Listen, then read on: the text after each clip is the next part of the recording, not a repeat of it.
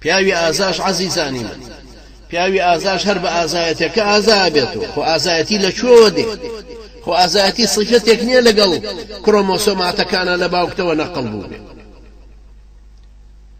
سيري كانوا دعاء پیغمبر نازدار عليه الصلاة والسلام اللهم إني أعوذ بك من الهم والحزن والعجز والكسل والبخل والجبن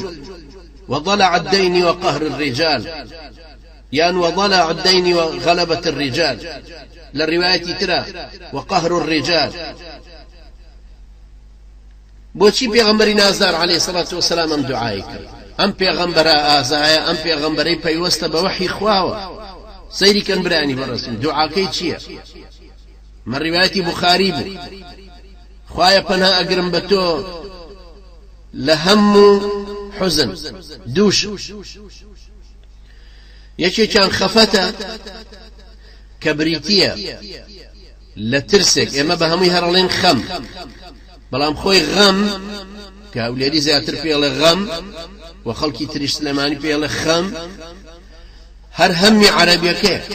وهروا غم الهم والغم والحزن هر يكي لما نجمع نايكا كأفرمي خوايا بنا أقرم بتو لخفت خواردن خفتك ترسي أو حالتانية كالرودة كهشتا الروي نداوة بس تو أترسي لوي الروي ناوێری باسی ئیسلام و جیهادەکەت بکەیتەوە وەڵی بەخوام گرن ناوێری ئیشێکی ئیسلامەتیەکە بە باشی ببەی بەڕێوە ناوێری بانگەوازەکە بکەیت ناوێری کارێکی ڕێکخراوەیی بکەیت ناوێری $1000 بدەیت ناوێری مایک بگریت ناوێری باسی ئەم سوار چاکانە بکەیت کە لە مەیدانی جیهادە ئێستا جیهادەکەن لە غوربەتی ئیسلامە لەبەرەوەی ئەترسی ترسەکەت لە شتێکە کە ئەڵێ ئەقەومێ دێتە ڕێ ئەم گرن محاسەبە مەکەن ئیقامەم نادەنێ تعزیب مەدەن دوایی هیچیش نییە تۆ خۆت تۆ قانون بۆیە پێغەمبەر صلی الله عليه وسلم فەرمێ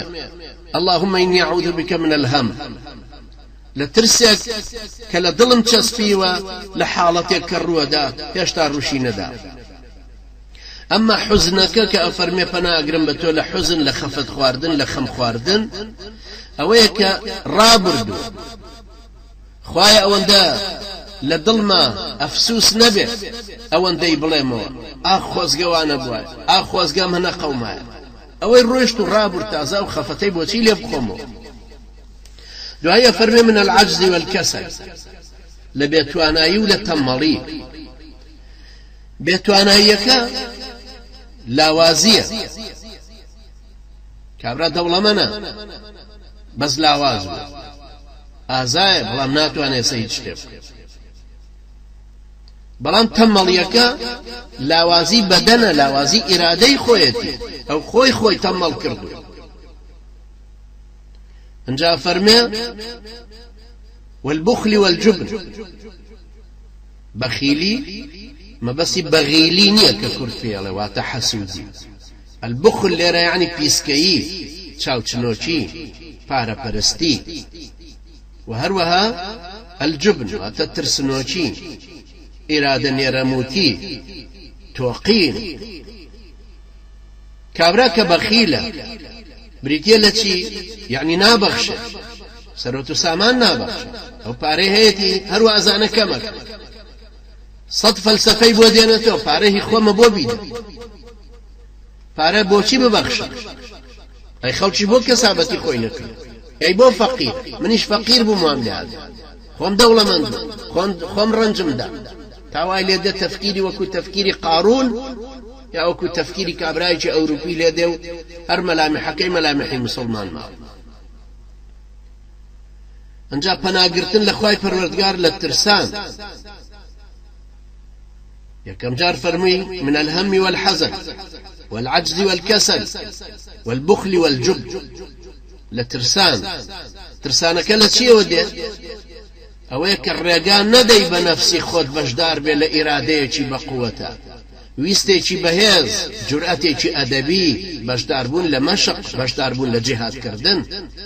نفسي خود هوندا بتوقيني وابزاني اگر في شكل لما لكتا دوزرايوا بخوا قيامت الله سيوي الساعة 10 كما فهمتين اما چون ام جرأتت بو درست كاتو كلاشنكوف بيا چۆن ئەم جورئەتت بۆ دروستەکاتەوە دەمانچەیە هەڵگری تۆ لە ئەوروپای ئێستا ناوێری کەتەرێ هەڵگری کەتەر تۆ ناوێری چەقۆیەک هەڵگری ئەم ئازایەتی تۆ لە چۆ دروست دەبێت سەیری کەن برانی بەڕێز دوایە فەرمێ وضلع الدين وغلبة الرجال ضلع الدين يعني قرسي وناڕەحەتی و ئەو کۆڵە قورسەی کە قەرزارەتی دروستیە وغلبة الرجال يعني ظالبوني خەڵکی بەسەرمان چۆن زەلیلمانە دا تۆ سەیری ئەم عیبارەتانەی پێغەمبەر کە صلی الله عليه وسلم ئەم اختیارانەی اللهم إني أعوذ بك من الهم والحزن والعجز والكسل والبخل والجبن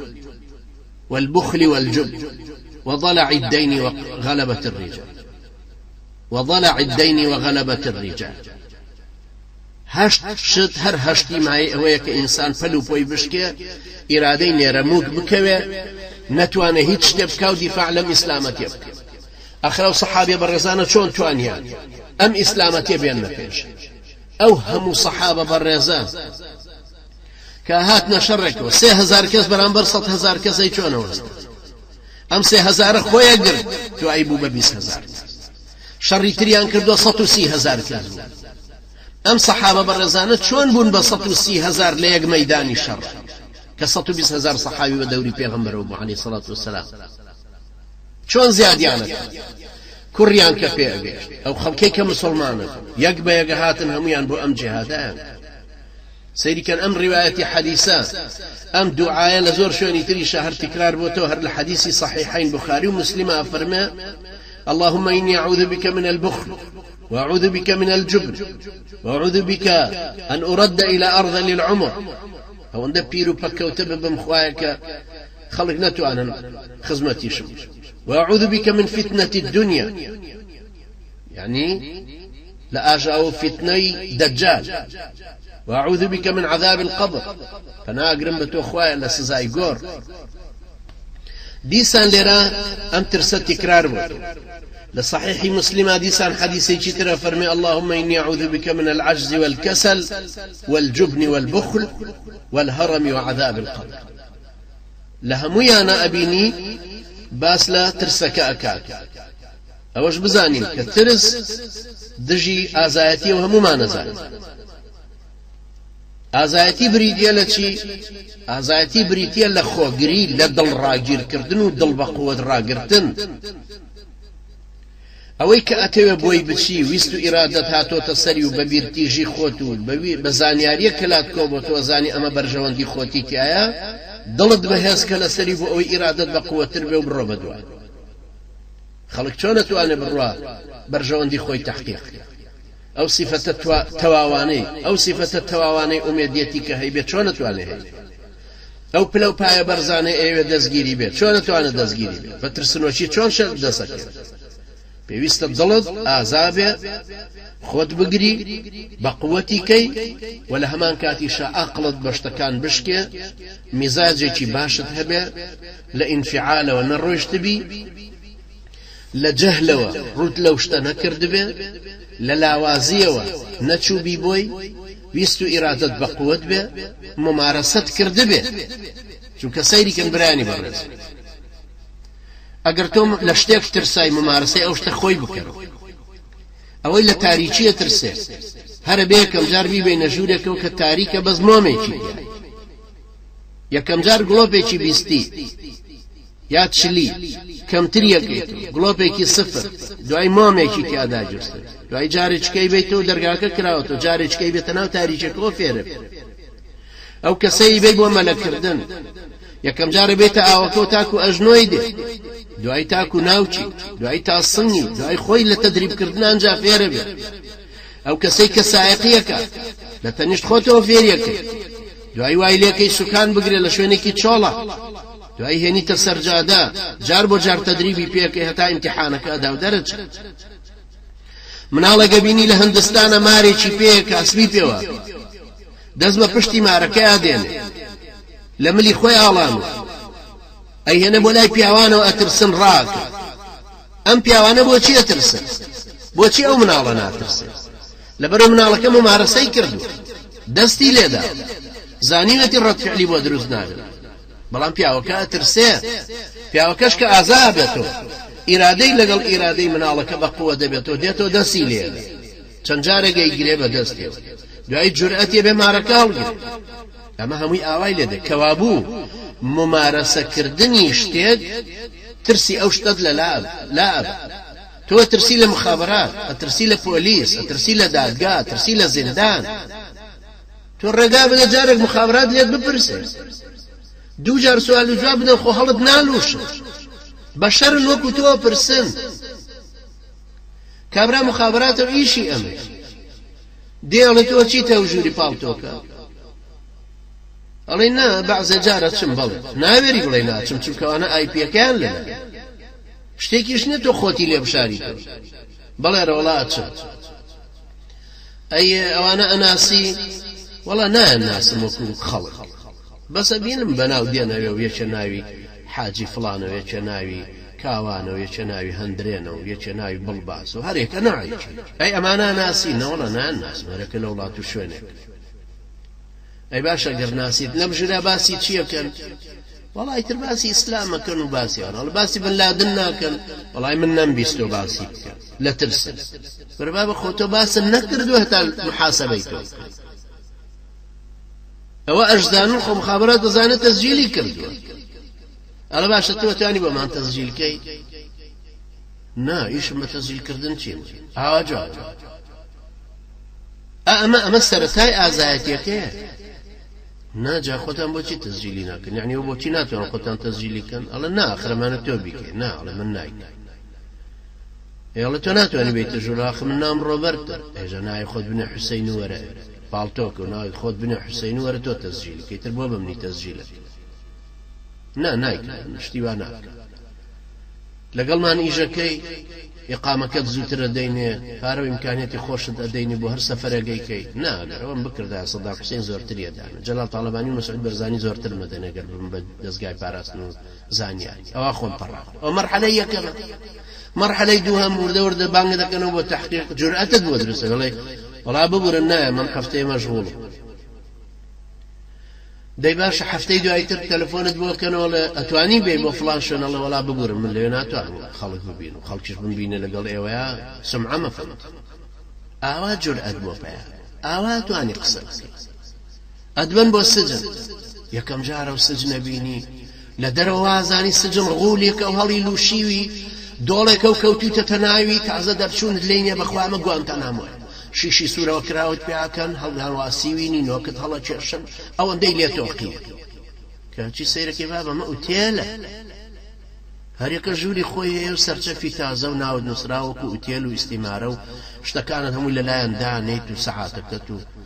ئەنجا پارە و ئیمکانێت و هەرچی شتێکت هەیە و فۆرمێ پڕەکەیتەوە وەڵا ئیشی پۆستم هەیە سبەینە ئیشی بانکم هەیە دوو سبەی ئیشی محامیم هەیە چوار سبەی هەموویت بۆ جێبەجێکەوێت لە ژوورەوە دانیشتووی تومانی ڕۆژی $6 هەیە ئای سەرچەفی پاک و تو کراو دوای لیستێکت بۆ دێن قوربان چای خۆی یا کافێ تۆ بە کامیان ڕاهاتوی قاوا خۆیتەوە یان چای وەڵا چایە خۆم باش ئەی ماستە خۆی یا شیر وەڵا شیرە خۆ سەرچەفەکەت هەموو ڕۆژێ بۆ گۆڕین و هەموو ڕۆژێ جلە پیسەکان بخەرە ئەمدی بۆ دەشوێنی بۆ ئوتوەکەین و بۆ دێنین و ئای ئەجامە ئینتەرکۆنتینانتاڵە یا زیندانە دوای یەکەم جار وەزانە بەس بۆ ئەوە سەیرەکە دوای کە بەرە بنە چنە ساحەکە سەیرەکە و خەڵکی تریش هەمووی وان سۆمالیەکە بینێ لەو لاوەگیرا وەڵێ لەسەر چی گیراوی جارە ئەم ناگەرێت ئەم قسە بکات لەگەڵ خەڵکی بەس چونکە ئەم تازەیانی کە هەمووی لێ پرسنەوە وە لەسەر چی گیراوی کاکە ناوێرە قسە لەگەڵ کەس بکە ئەڵێ ئەی تۆ لەسەر چی گیراوی سۆمالێکە ئەڵێ وەڵا بانقم بڕیوە بەیەکی چکەڵە ئەی تۆ لەسەر چی گیراوی کاکە فڵان کەس وەڵا من پۆلیسێکم کوشت ئەی کاکە جەنابەت فڵان تۆ لەسەر چی گیراوی ڕەشپێستێک وەڵا من 12 کەسم بە قاچاق هێناوە لە ئیسپانیاوە ئیتر گیراوم لێم کەشە بۆ ئەترافیان کردووە لەسەر ئێڵە بابە من چیم کردە چوومەتە پاڵتۆ من چیم کردە هیچم نەکرد خۆ من هیچ جەریمەیەکم نییە بەزەوە مخابرات دەڵێن جاسوسیمان بۆ بکەڵم نایکەم لە ڕقاشتێکیان بۆ دروست کردومە لە بڕۆژ محامیمە هەفتەیە 2 هەفتە مانگە 2 مانگ تایە دوای سێرەکە لەولاو گەنجێکی تر لێ ڕیشی جوان مؤدب سەلامێکی لێکا وڵێ الحەمدا تۆش مسلمانی بەڵێ الحەمدا مسلمان ئەڵێ ئەی جەنابی ڕیشدار تۆ لەسەر چی گیراوی وەڵا تۆمەتی ڕابە سەخیفەکەی و منیانێ ناوە ئەی خۆت چیەکەی کوڕەوەڵات سیارەمەی غەسل ئەی چۆن بۆچی گیراوی وەڵا سیارەیەکیان لە لای منەوە بردووەڵە وەڵامە ئێشی ئێڕهابی پێکرێت تەواو بەمە چوومەتە ژوور وردە وردە فێرە بێ زیندانیەکە دوای دێتە دەرەوە دوای سێرەکە کوورە سجن چیەت خوا لەم وڵاتە کوورە بابە وەڵا چێجنێ و بە ئیسلام بای کوژم و دوو چەقۆی لێ دەمەم جارە چمە سجن دوو چەقۆ لەمە دەمون جا چمە سجن ساڵە دوو ساڵ مەکەنە ژوورە هەموو قورئان لەبەرەکە ئاوا جورئەتی بۆ دروستە بێزانە سجن بە ممارەسە فێری شتەکانە بە ممارەسە فێری ئازایەتیە بەمای گرتنەکەت و دیفاعکردنت لە ئیسلامەتەکەت لێرە خۆ کەس نازانە تۆ چێ تۆ سەوتێکە خۆ تۆ وەکو من و کاگاوات و کاگماکوان ئەوەندە تیکراری ناگەیتەوە سەوتەکە هەتاوەکو بچی بۆ شوێنە بڵێ سەلام عەلەیکم بڵێن ئەوە جەنابەت کاگماکوانی بەڵێ ڕۆڵا من ماکوان و خەسرەوم توانام هەموو ناوکە ئەرە وەڵا ئەوەم کە لە نەرویجم ئەوەم کە لە سلێمانیم ئەوەم کە ڕۆمەوە ڕێگادارەکە ئەوەم کە لە پاڵتۆم قساس مۆخوی ئەسقانی معلوم بەچی وای لێ هاتوو بە جورئەت مەگەر وای لێ نهاتوو بە ئازایەتی خۆی وای لێ نهاتوو خۆ کەسمان نەمانزانی ماکوان چێ نەمانەزانی ئێمە ئەم کاک ماکوانەمان چۆن ناسی هەڵبەتە من ناسیم لە دوورەوە ئەو برانەی سلێمانی تەقریرێکیان بۆ نووسیم وتیان یەکێک هاتووە لە شیمالی نەرویجە ناوی خەسرەوە باوکی مەسوولی یەکێتی بوو ئاگادار بە یەکێتی نەینێرێ بە ناوی ئیسلامەتی و لێت نزیک بێتەوە ئەمە جاسووسی یەکێتیە من ئاوام ناسی لە شیمالیش بوو ئێوە چۆنتان ناسی برایەکی تر ناسی و سەیرەکا باوە یەکێک ناوی ماکوانە و زۆر دیفاعەکە لەو ژوورانە و لەو ژووری ئەلمانیانە و باسی ئیسلامەکە و ئێمە باسی فەلسەفاکە باسی عیلمەکە باسی مارکسەکە باسی ئەدەبیاتەکە مێژووی فەلسەفە فەلسەفەی مێژوو سیاسەت فکر قسەکردن کەچی ئاەت و حەدیثی ژەخرێت لەمەوە خەڵک هەستی پێکرد وەڵا بابەم پیاوێکی زۆر مهمە کورە بابە هەر هیچ بە گوڵێکی بۆ نێرم بەخوا گوڵێکی بۆ بنێرم مەترسم بمگرن وابزان عایدی ئەو کورە بتۆقی گوڵێک ئەنێری وەڵا دوای خەڵکێ فێر بوون کە چوونە ژوورەکانەوەی عەلمانیەکان کاک ماکوان قسەیە کرد خێراخێرا گوڵیانە ناردەستیان بەرزە کردەوە تا بووم بە جەماعەتی گوڵ جەماعەتی دەست بەرزکردنەوە ئەنجا ژوورە عەلمانیەکانی ژوای لە هادێ بەڵێ ئەمە جەماعەتی مەلاکرەکارن ئەمە جەماعەتی ئیرهابیەکاننەوە هاتنە هەموو دەست بەرزەکەنەوە ئیتر وای لێ هات بووین بە جەماعەتی پەنجە بەرزکردنەوەی ئۆکەی ئازایەتی ئافەرین لەگەڵ گوڵ ناردن دوای وردە خەڵکێکی کە ژوای لێ هات بابە مایکی کرد لە دوای کاک ماکوان بەڵێ قسەکانی کاک ماکوان ڕاستە و تەئیدیەکە یەکێکی تر هات بە ترسەوە وتی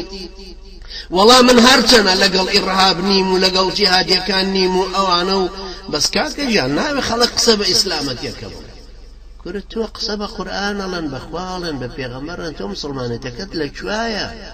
بۆ ڕێکا و ڕێگنایی بڵێ ئافەرین کاک ماکوان لە پشتین و قسەکانت هەمووی دەقی قورئان و حەدیث بوون و ڕاستت کرد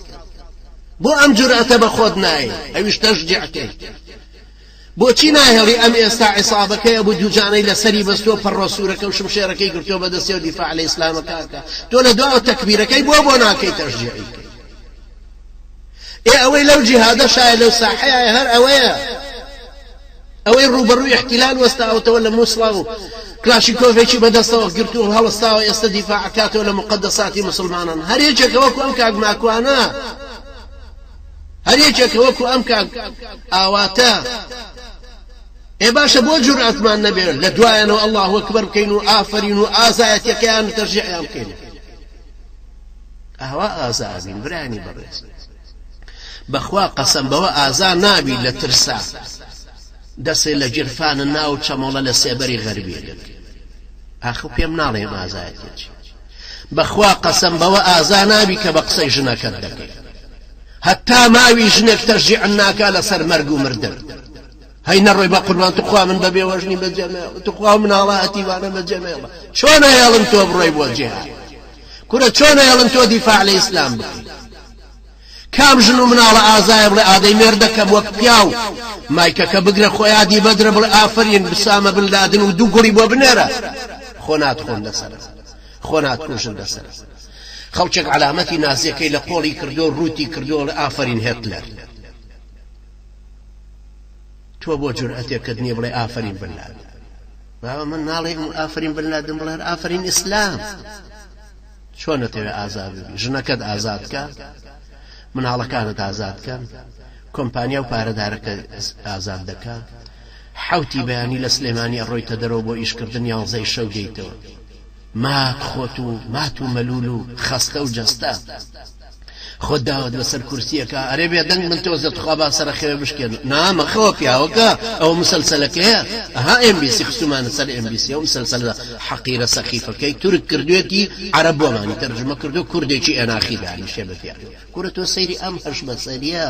سەیری ئەم قوربەسەریە سەیری ئەم دۆڕاندنە تو خوا تۆ وەرە تورکێک لەوێوە دژ بە فەکەکە مسلسلەیەک ئینتاج کرد عربێکی تر تەرجمەی کە عەلمانی بێدینی ملحد لە MBC و نیشانیدا یەکێکی کە لەسەر ئاوەکەی سیروان کە ئەو بەرەوەی ئێرانە بە حساب ئێرانی حدودە مەلعونەکەیە تۆ وەرە لەوێ خەڵکێک دابنیشێ پیرێژنێ بڵێ وەڵا نوێژی عیشا ناکەم تا ئەو مسلسلەکە نازانم ناوی چێ وەڵا مسلسلە تورکیەکە ئەو حەقارەتەی کە گوایە وەڵا زۆر ئازاد گوایە زۆر چاک دەرکرا تۆ سەیری ئەم قوڕبەسەری و هەژ بەسەریە کابرای کوردەی مفلیس تۆ کوردایەتەکەت خۆ زەربی سفر کردووە